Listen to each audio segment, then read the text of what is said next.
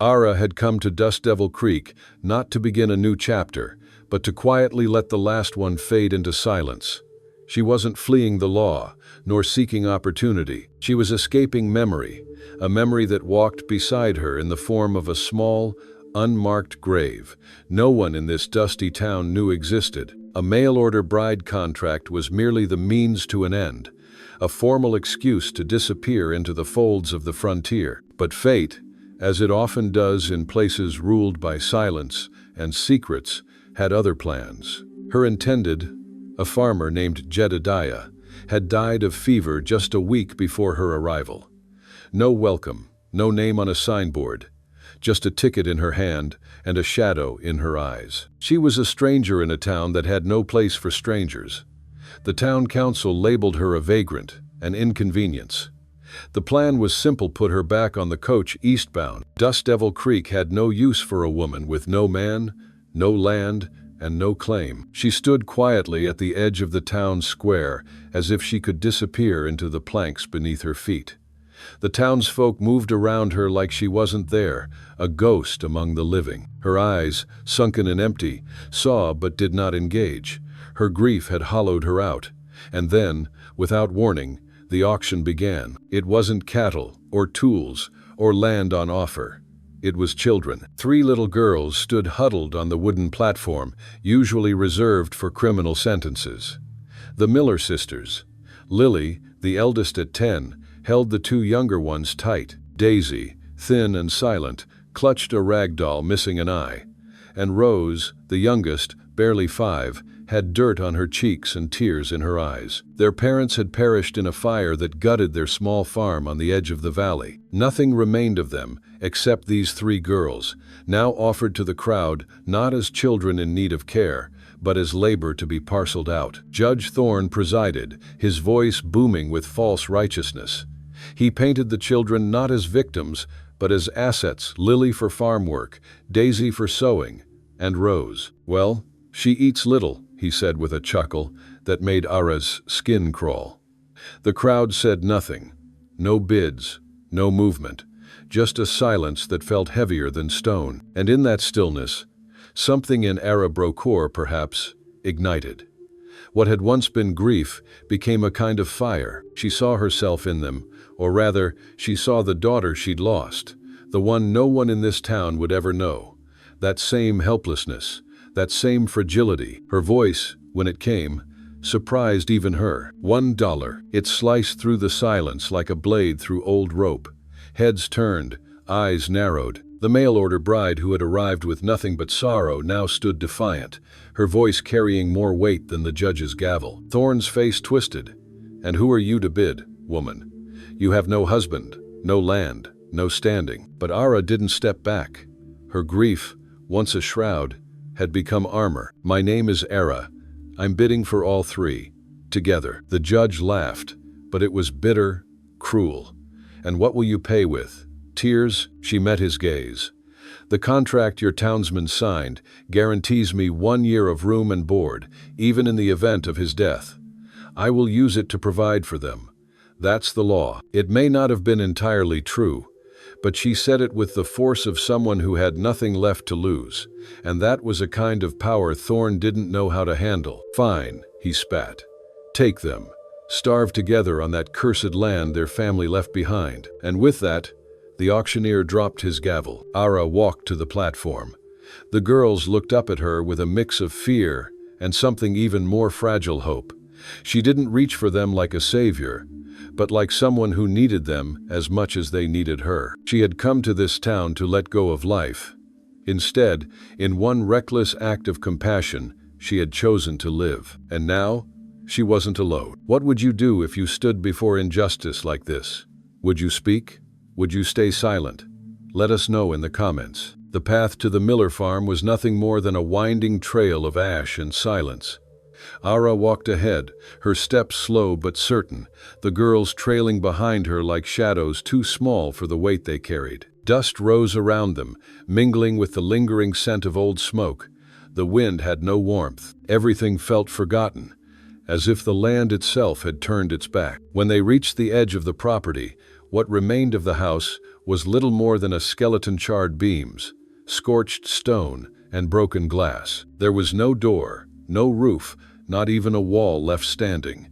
The fire hadn't spared anything, except the barn. It stood alone, leaning slightly, its wood blackened in places, but still holding shape. The roof sagged, the doors creaked, but it was shelter. It was what they had. Inside, the air was thick with the smell of old hay and rot. Dust floated through cracks in the ceiling, caught in the narrow beams of afternoon light. There were broken tools in the corners, spider webs between the rafters, and mice scurrying under loose floorboards. Ara looked at the girls, then back at the space.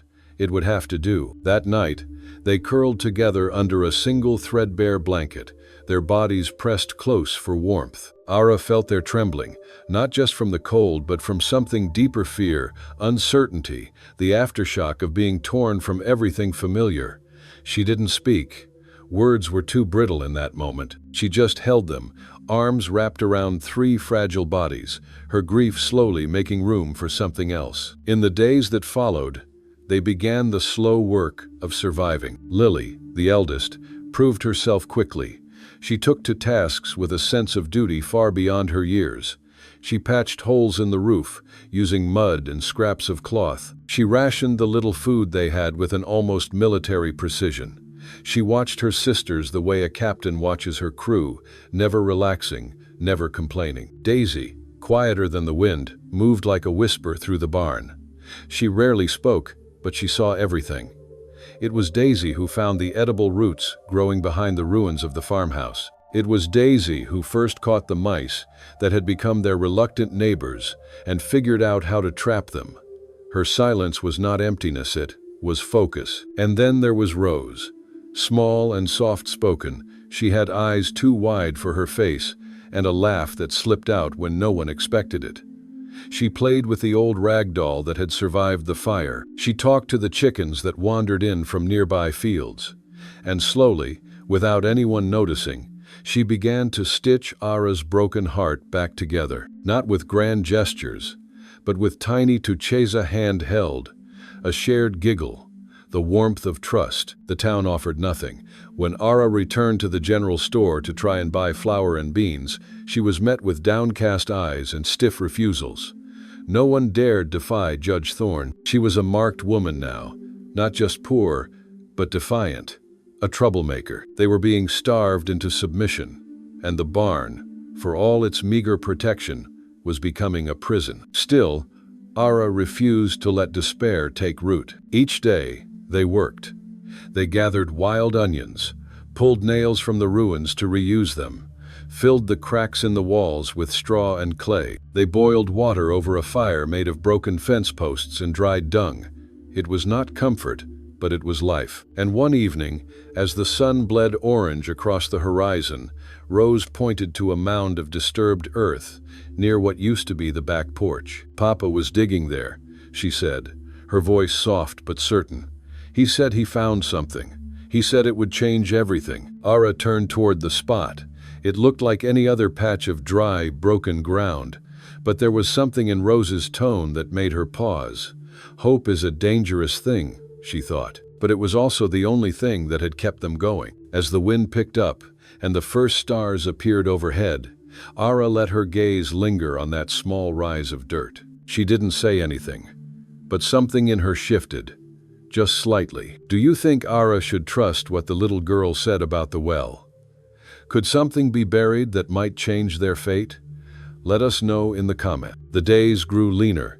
Each morning, the hunger was sharper, more demanding. The girls were quieter now, not from fear, but from weakness. Their cheeks grew hollower, their steps slowed. Ara watched the light in their eyes dim as Dust Devil Creek closed its doors to them one by one. At the general store, Mr. Henderson avoided her eyes. He fumbled with receipts and shelves, as if distraction would excuse his silence. When she asked for flour, he shook his head quickly, like a child afraid of being punished. "I can't," he whispered. "The judge said anyone who helps you answers to him." At the blacksmith's, her broken hoe was refused. At the bakery, no bread was sold. No one said it out loud, but the entire town had agreed to starve her out. Judge Thorne had turned survival into a weapon. They would be pushed off the land not by fire, but by absence. No water, no food, no help. One night, long after the girls had fallen asleep in the straw, Ara sat alone by the embers of their small fire. Her hands were blistered, her back aching. The cold pressed into her bones. Her body was weary, but her mind wouldn't quiet. She looked toward the mound of dirt Rose had pointed to, the spot her father had been digging before the fire. The words echoed in her head. He said it would change everything. She stood, took a shovel from the wall, and stepped into the darkness. The earth was hard, the kind of dry, cracked dirt that resisted every stroke.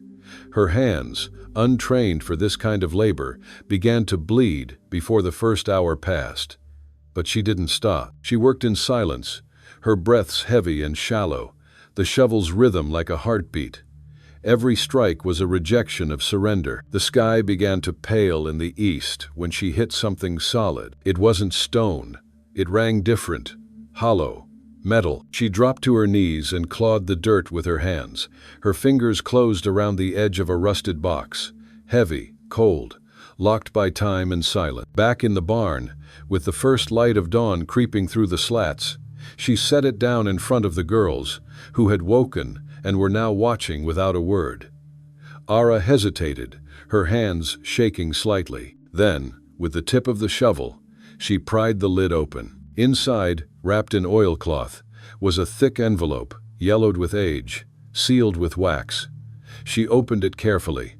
The first thing she saw was a letter, handwritten in firm strokes. "To whoever finds this," it began, "Judge Thorne is a thief and a liar." Ara's heart slowed as her eyes moved over the lines.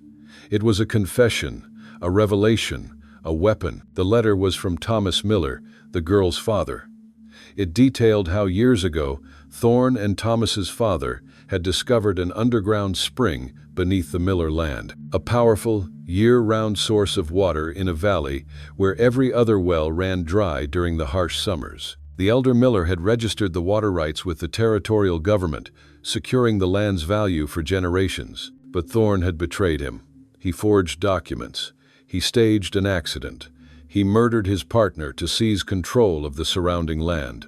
And when Thomas inherited the property, Thorne let him live on it only because he believed Thomas didn't know the truth. The well Thomas had been digging was his first step toward reclaiming that truth. The fire had not been an accident. At the bottom of the box was a second document, older, thick with the weight of government paper. A deed, official, stamped and sealed. The original territorial claim to the land and the spring beneath it. Ownership that could not be contested. It belonged to the Miller family line. Ara looked up at the girls. They were not just orphans. They were heirs. She held the paper like a blade. Everything made sense now. The cruelty, the starvation, the fire. Thorne had not feared the land's barrenness, had feared its secret. A secret buried beneath ash and blood. Ara was no longer just a guardian of children. She was holding a truth that could dismantle a tyrant. But the paper in her hand might as well have been a lit fuse. Would anyone in town believe her? Could anyone be trusted? If Thorne learned of this, he would not stop. Not now, not ever. And yet, the thought that refused to leave her mind was this: if you held a secret that could destroy the man who destroyed everything, would you use it? Would you risk everything to tell the truth? If you held the power to bring down a tyrant, would you speak, or would you stay silent? Let us know in the comments. The morning was still when Ara saw the rider approaching. She stepped outside the barn, shielding her eyes from the rising sun. The figure on horseback was too deliberate, too upright to be mistaken for a neighbor. Behind him, two more riders followed, broad-shouldered and armed. As they came closer, she recognized the man in front, Judge Thorne. He dismounted with the kind of certainty only a man who had never been told no could carry.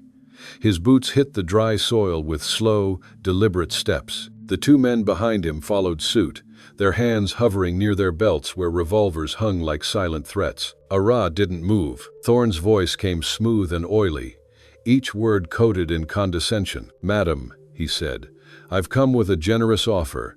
$500, enough for you to take these children far from here and start fresh. His smile didn't reach his eyes. Ara said nothing at first. $500. It was more money than she had ever seen. For a flicker of a moment, she imagined what that could mean: food, safety, a town where no one knew her name, a place without Thorn's shadow. But then she felt a small hand slip into hers. She looked down. Lily stood beside her, eyes unblinking. Ara raised her head. "This land is not for sale." The smile vanished from Thorn's face like a candle snuffed out. "I'm not asking," he said, his voice lowering, sharpening. "I gave you a way out. You should have taken it." He reached into his coat and pulled out a rolled document, shaking it open. "This paper declares this land abandoned and condemned. You will leave, or you will be removed." He nodded at the men behind him. One took a step forward. Inside the barn, Daisy and Rose watched from the shadows, their faces pale. Lily did not flinch. Ara stepped in front of the door, her posture straight, her jaw tight. She didn't shout. Her voice didn't rise. "You burned this place once," she said, steady as stone. "You won't touch it again." Thorn took a step forward. "Do you really believe anyone will stand between me and what is mine?" And then another voice answered, "I will." All heads turned. A short distance away, a figure sat atop a horse, a rifle resting across his lap.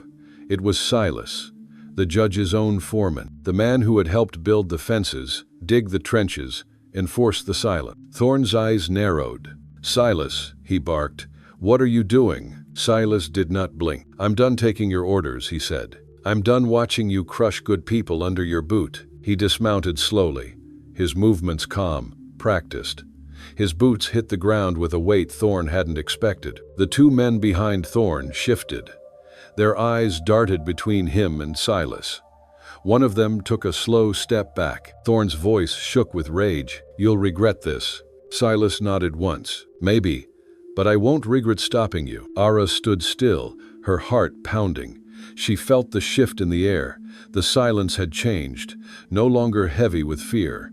Now it was tight with possibility. A lioness, once buried in grief, now stood fully awake. And beside her, unexpectedly, was a man who had once worn the mark of the oppressor, now drawing a line he would not cross. The standoff held, breathless. You've seen Silas make his stand, but do you think he'll hold to it when the cost rises? Will he stay true or fall back under the weight of fear and power? Let us know what you think in the comments. The silence was thick, charged with something unspoken. Dust curled through the air as more riders appeared at the edge of the property. Farmers, townsfolk, men with tired eyes and calloused hands. They came slowly, cautiously, but with purpose. Word had traveled fast. The judge was on the land again, and so was Silas no longer at his side. Among the newcomers was Dr. Adams, the town's quiet physician, spectacles perched on his nose, an old leather satchel in hand. He stepped forward, holding a silver locket between his fingers. "Thomas Miller gave me this," he said, his voice steady. "The day before the fire, he said if anything happened to him, someone needed to protect his children. I failed that promise once. I won't fail it again." Thorn sneered, but there was a flicker of panic behind his eyes.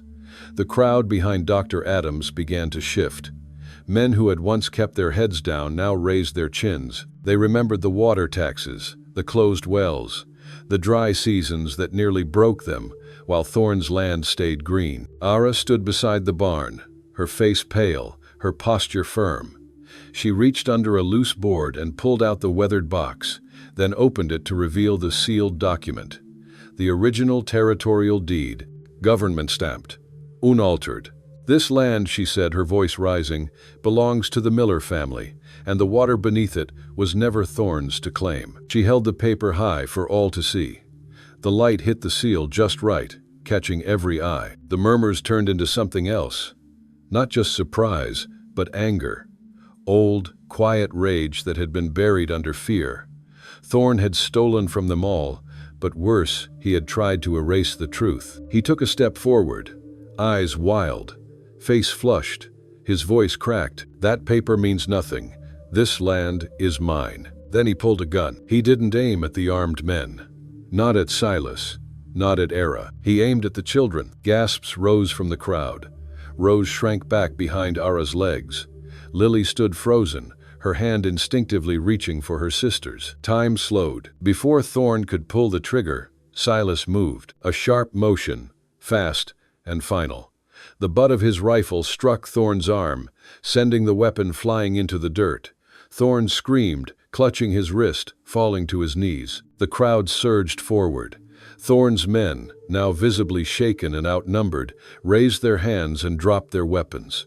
There would be no fight. The power they had depended on fear, and fear had vanished. Dr. Adams stepped over the broken pistol. "It's over," he said, looking directly at Thorn. "Your lies, your control, your time." The sheriff arrived late, stumbling, pale. Silas didn't even acknowledge him. He turned to the people of Dust Devil Creek instead. "We know the truth now," he said, "and we have the proof. This valley belongs to those who've bled for it, not to the man who tried to burn it down." The men who had once looked to Thorn for leadership now looked to each other. What they found was not revenge, it was resolve. The web of power Thorn had woven for decades unraveled in a matter of minutes. As the sun climbed higher, the land felt different. Not healed, but awakening. Ara knelt beside the girls, brushing dust from Rose's cheek. They were safe. The danger had passed, and justice, at last, had spoken. Did you feel it too? That moment when Ara raised the paper and the town finally saw the truth. Tell us what ran through your mind in that moment. We want to hear from you in the comments. The dust settled slowly. Thorn, handcuffed and broken, was led away by the very men who had once feared him. His empire, built on silence, control, and lies, crumbled in the span of a single morning. The land did not mourn his absence.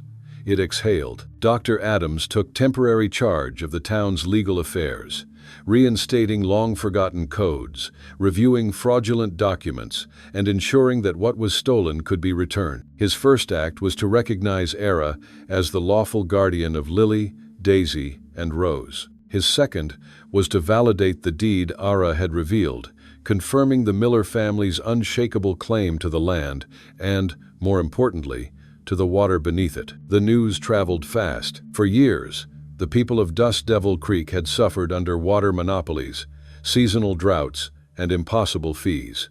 Now, everything had changed. The source of life, in the valley, the underground spring, belonged to 3 children and the woman who had fought to protect them. Era stood before the townsfolk days later, no longer draped in grief, no longer seen as an outsider.